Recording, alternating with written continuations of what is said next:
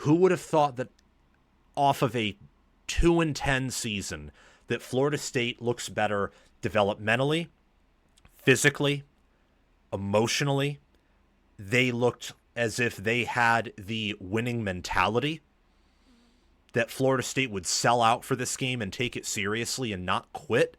Meanwhile, Alabama looked as if they didn't know what was coming. I made a tweet, and I made the tweet because I'm a Michigan fan. So my world is mainly centered around the Big Ten. Not entirely because I love the sport as a whole, but a lot of my context and background as a college football fan is through the eyes of Jim Harbaugh and Ryan Day. Like that is a huge portion of my background as a college football fan. I'm a pretty young fan, but I love this sport. It's what I'm passionate about. I'm really in neck deep in this thing now, more than ever before.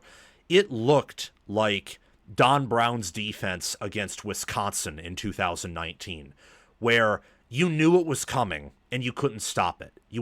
Before we resume this segment, please take a few seconds of your time to make sure you have liked the video, subscribe to the channel, hit the notification bell for the channel and for any team podcasts and playlists linked in the description, and also comment your thoughts down below in the comment section and join my Discord server via the description.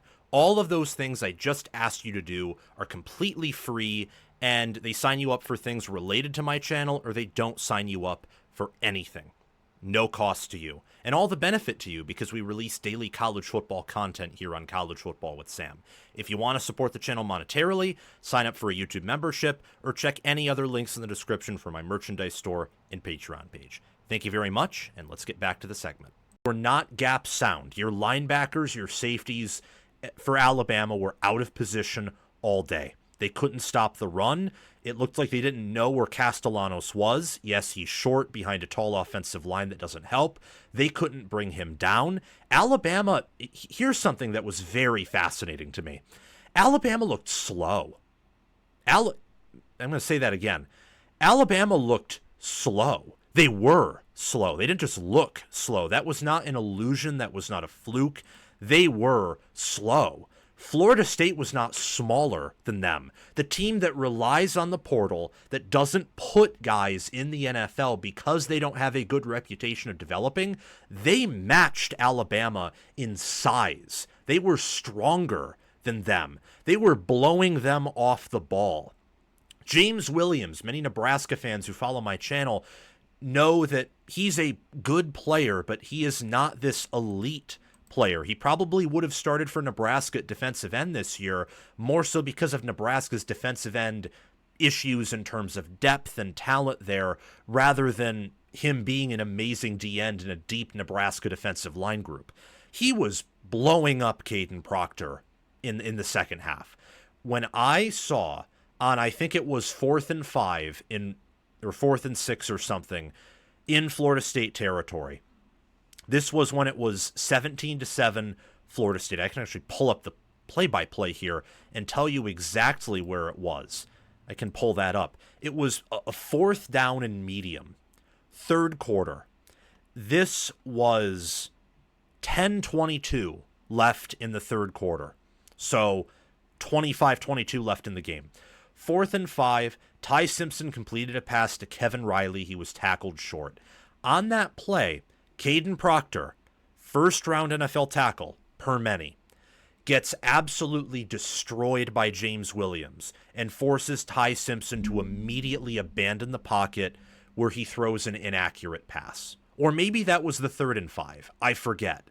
But the reality is, Florida State won in the trenches. Florida State was more physical overall. Mike Norvell looked like the genius that I think many people think Kalen DeBoer is. He looked like a tactical genius. Gus Malzahn coached circles around Kane Womack, and Tony White, what he decided to do is we're going to stack the box. We're going to have our nose guard. We're going to have our nose tackle eat up a bunch of blocks from the interior. Their nose tackle name briefly escapes me right now, but I think it's Daniel Lyons, their nose tackle. Their guys up front. They looked wonderful. Maybe it's Daryl Jackson Jr., but they had a lot of players up front there. I think it is Daryl Jackson Jr., who did well. And Florida State's defensive line, they're 3-3-5, so three-man defensive line looked bigger than Alabama's interior. They dominated the game. Florida State ran for 236 yards, 5.1 yards per carry, and 4 touchdowns. What do you think Alabama did on the ground? Well, they had under 100 rushing yards, and sack adjusted averaged around 3 per carry. Maybe a little bit more than that if you adjust for sacks, but it wasn't a good effort at all. And Simpson clearly had the jitters. He was inaccurate. He was off target. He was late on his throws. And Alabama's defense, I think this is the bigger takeaway. They knew what was coming. Florida State had fewer than 20 pass attempts. Thomas Castellanos, he had an 83.6 QBR. He was 9 of 14 for 152 yards and 10.9 yards per pass attempt. 64 of those yards, over a third of them, came on I believe it was a wheel route to running back Jalen Lucas, who's like their gadget player, essentially out of the backfield. There was just a lack of fundamental soundness that was so glaringly obvious, and really a lack of development too. Alabama didn't look better than they were last year, and that's with them being top 25 in returning production, having the number 2 roster in terms of high school talent for 24/7 Sports team talent composite. They ran more plays than Florida State. It's not like Florida State dominated them via the clock. Florida State was just that much more effective and efficient on the plays they ran compared to Alabama.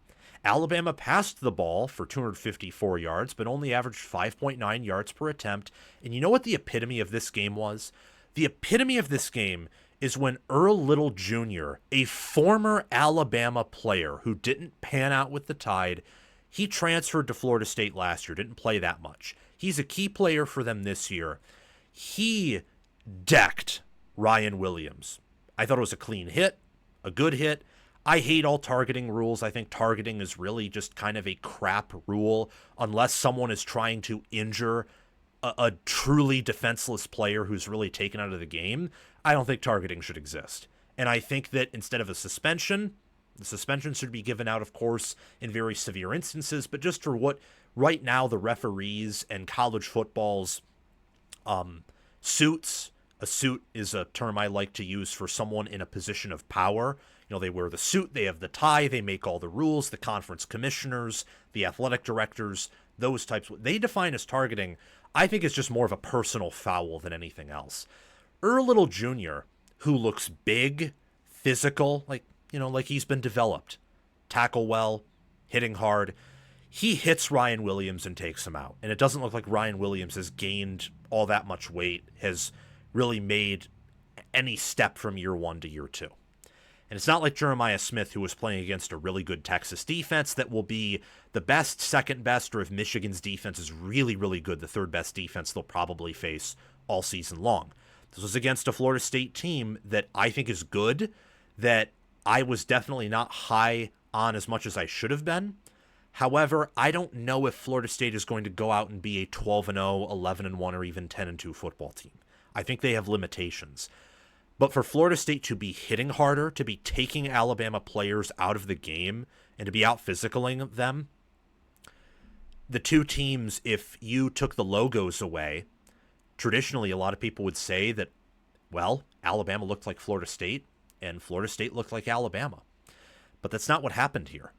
Alabama lost. They lost decisively. Florida State controlled the lines of scrimmage. They only allowed 1 sack. Neither team had a bunch of success in power rushing, but Florida State didn't really need a whole lot of success in power rushing, straight up.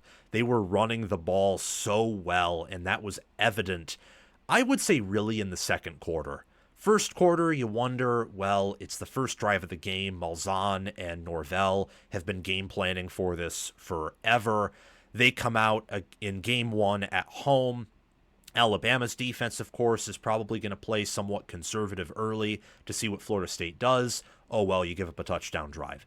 As the game went on into the second quarter, Alabama is missing tackles. They are not hitting the proper gaps. Even if their D-line is beating Florida State's O-line, their linebackers are entering the wrong gaps, and Florida State's running back or quarterback just goes zoom and goes right past them, in some cases for a touchdown. And when you look at the offensive efficiency, Alabama looked a lot like Texas. A lot like Texas, where on fourth down and on critical third downs, they just couldn't get it done. Except you're not doing this against Ohio State's defense. You're doing it, again, with all respect. I actually think based on yesterday, Florida State might have a better D-line than Ohio State does.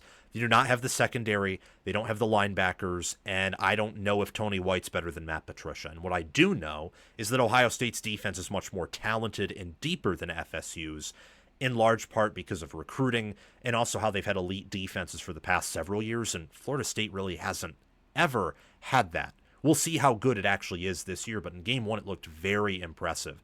Alabama could not pick up meaningful yards. They could not convert and regain momentum when they had to, and Florida State just continued to put their foot and slam the gas pedal down.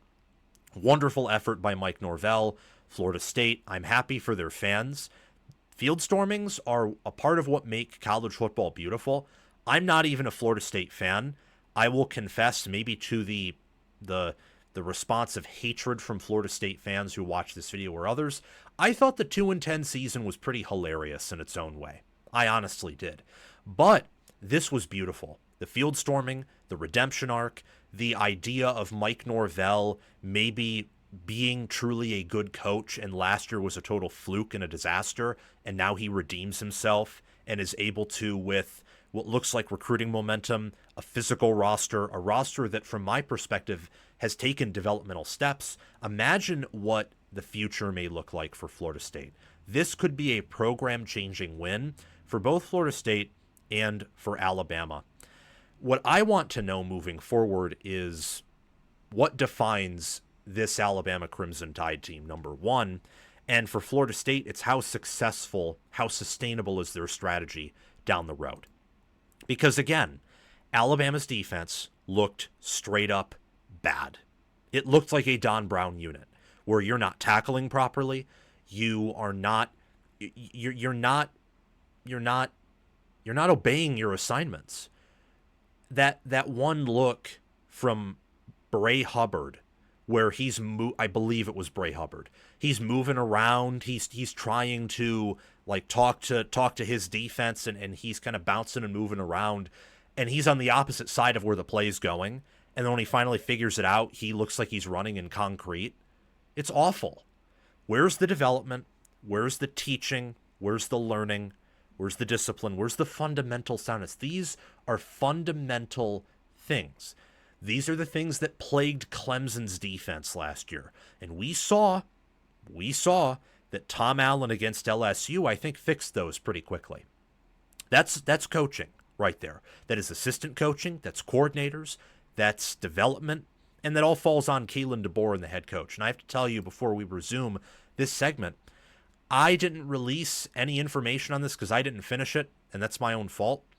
But I did staff grades for so many of these high-level teams, for so many of the teams that I thought were going to be good, plenty of the Big Ten, plenty of the SEC, some of the ACC even. I did staff grades for those teams. Looked through the assistant coaches, the coordinators, the head coaches, looked at experience, looked at wins, how their position groups performed in those years, especially recently. I have to tell you, Alabama's assistant staff is pretty mediocre. It's a pretty far cry from where it was under Nick Saban. It's a pretty far cry. I mean, I thought that their coordinators were the best parts of their assistant pool.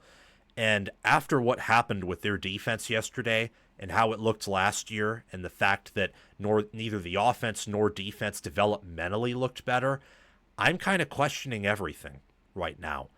I think that it is best to be cautious and pessimistic about Alabama moving forward this year than optimistic. Think about if Alabama, even if they get better, let's say Simpson had the jitters and he's actually accurate and can hit guys downfield, and that gets fixed, which is a big if. Are they beating Jim Knowles in Penn State's defense?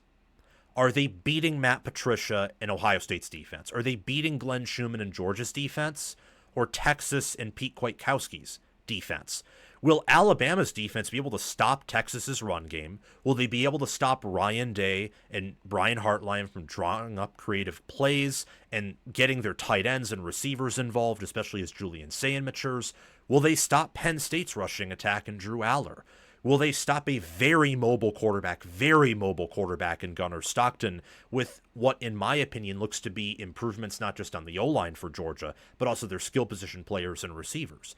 Alabama, as of right now, has no business being mentioned in the national title conversation. Doesn't mean if many things get fixed, they can't reemerge in that conversation. But as of right now, they don't have an identity. They don't. I can't tell you if they're a team that's supposed to run the rock hard, if they're supposed to pass it hard.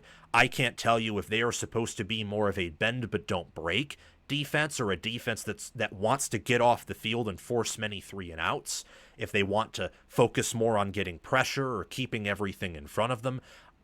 I don't know what to tell you. They struggle to tackle. They struggle to shoot through the proper gaps. They struggle to recognize plays, to recognize consistent themes in what their opponent is running. And it's, I would say, similar on offense. Similar. I mean, their offensive line, you think with the talent they have that they'd be able to make some adjustments and better protect Simpson and get the ground game involved even with Miller being out.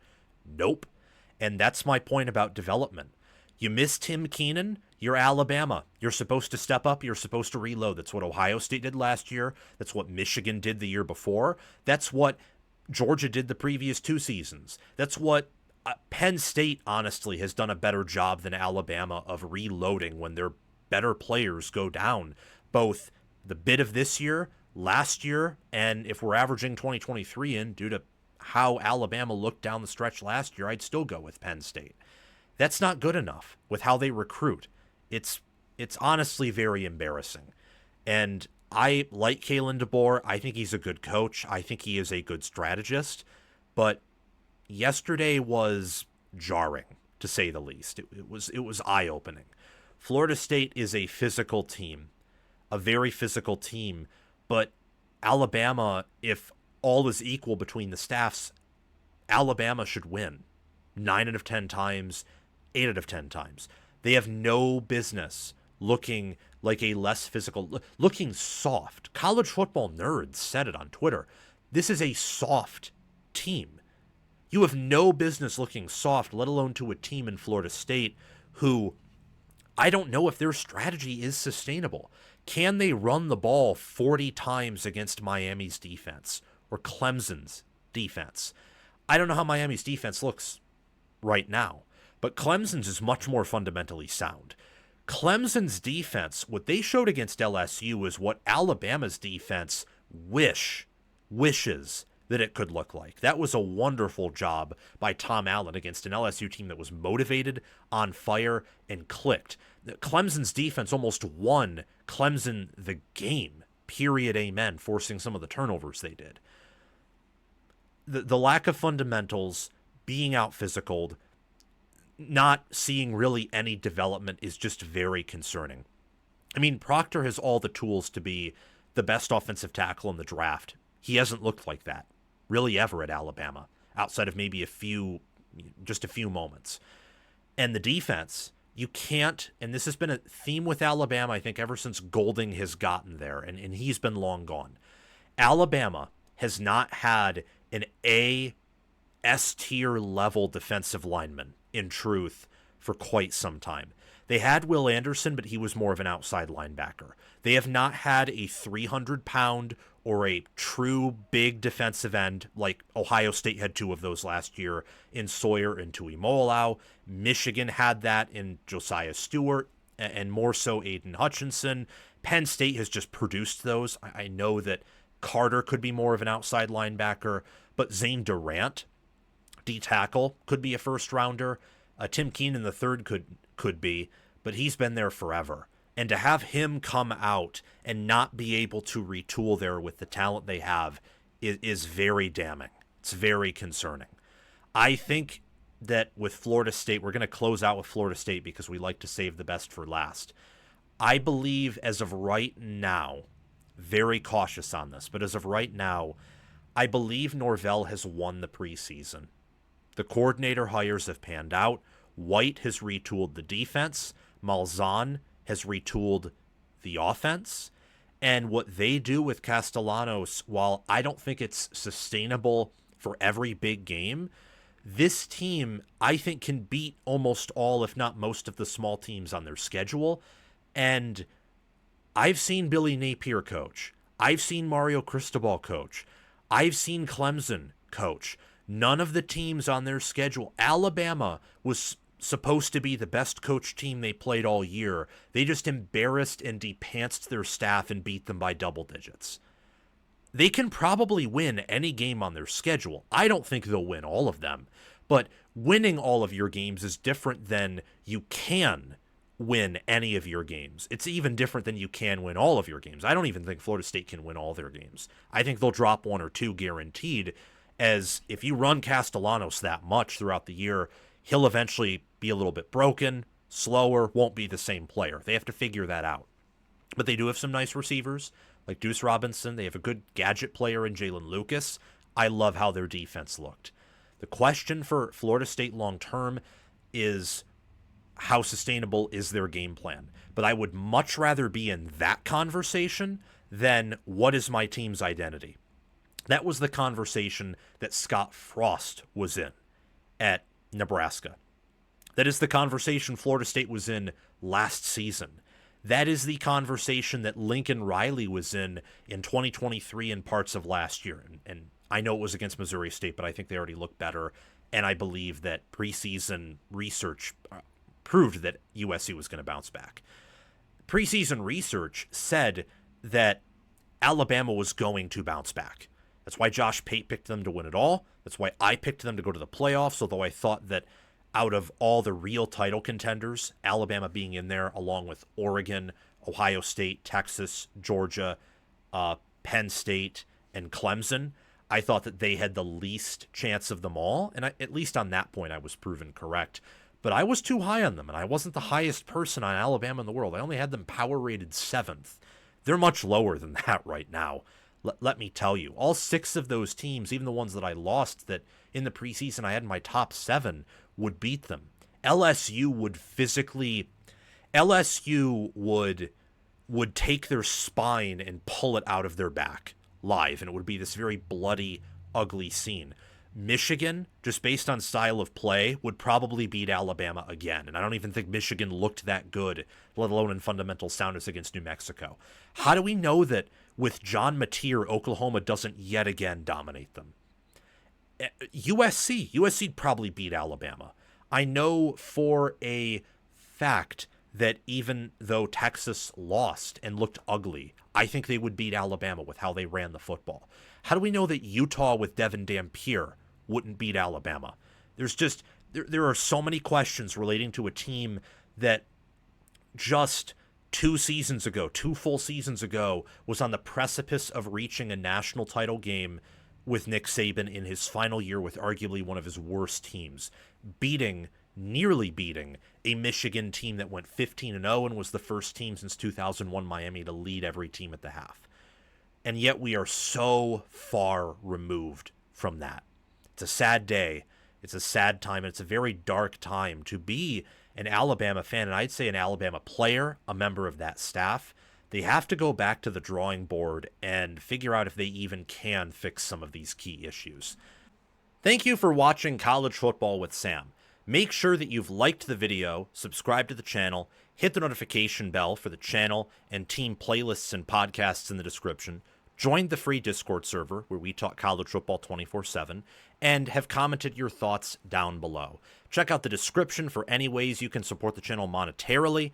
Everything else I've asked you to do is completely free, and your support means the world to me. We're trying to become the next big thing on college football YouTube. 6-figure subscribers, maybe 1 million one day. I think we can do that. And also check out any videos or playlists, anything in these columns right here, where there will be videos and playlists. Yeah, you get the point. Have a fantastic day, and I will see you in the next one.